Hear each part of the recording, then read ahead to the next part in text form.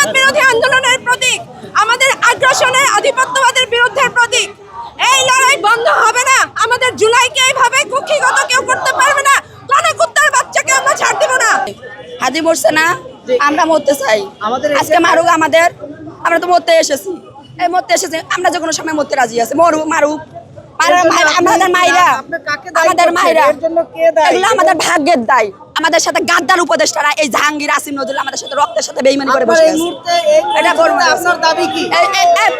এই মুহূর্তে প্রশাসন আমাদের নিরাপত্তা, জুলাই আগস্টে যারা বিপ্লবী ছিল, জুলাই আগস্টে এইরকম ভাবে আন্দোলন করেছি, রাত বিরাতের এসে ভাই এই সেম ভাবে আন্দোলন করেছি।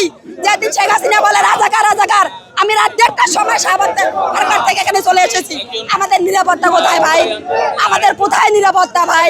এই জাহাঙ্গীর, এই স্বরাষ্ট্র উপদেষ্টা জাহাঙ্গীর আর আসিম নজরুল দলিক ধরে দুদিন পর আবার জামিন দেয়, টাকার বিনিময়ে জামিন দেয়। তাহলে লাভ কি?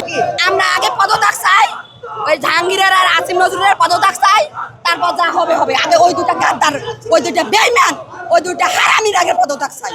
ওই আসিম নজরুলের স্বরাষ্ট্র জাহাঙ্গীরের পদত্যাগ চাই। কাউয়া যেমন বলছিল ক্ষমতা থেকে গেলে 5 লাখ মারা যাবে, ওইটা ছাড় দেওয়ার কারণে আজকে এই কুত্তার বাচ্চাগুলো, শুয়ারের বাচ্চাগুলো আমাদের ভাইদেরকে মারতেছে। আমরা আমাদের পাপের কাফারা দিতেছি, ওদেরকে ক্ষমা করার কাফারা যারা দিতে বলছিল, ক্ষমা করতে বলছিল, সেই কাফারা আজকে আমরা দিতেছি।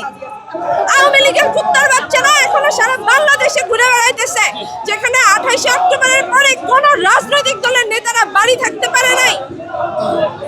এখন আপনার দাবি কি? আজকে এই হত্যার জন্য আপনি কাকে দায়ী করছেন? ইন্টারিমের পদত্যাগ চাই আমরা, আর কোনো কথা নাই। আমাদের রক্তের বিনিময়ে ইন্টারিম বসছে ওই চেয়ারে, আমরা এই ইন্টারিমকে চাই না।